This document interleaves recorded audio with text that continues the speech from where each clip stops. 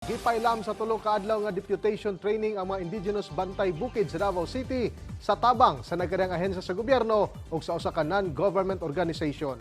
Tumong niini nga ma-accredit ang mga bantay bukid isip deputized environment and natural resources officers nga mo'y mangunay sa pagdakop sa mga tawong nalambigit sa pagguba sa kinaiyahan.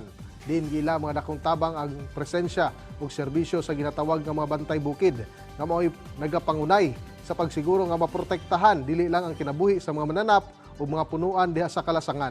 Apan pati na aron maampingan ang mga watershed areas nga importante aron magpabiling limpyo ug abunda ang tubig nga mainom sa mga residente sa Davao City. Busa aron matagan sila og sakto ingon man dugang kaalam.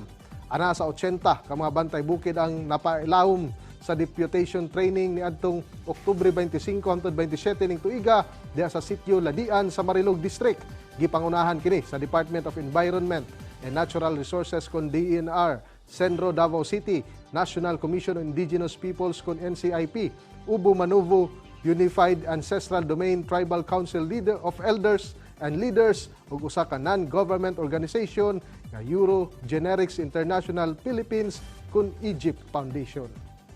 And we need people from these areas, the ancestral domain, to protect their own land and to become their own patrolling officers. So dapat manggagaling sa kanila since area din nila yun at beneficial sa kanila. If you enroll people from the area, they already know how to move it. So we have to empower them. Samtang girumbo sa Police Regional Office 11 ang managlahing sementeryo sa Davao City kagahapong adlaw.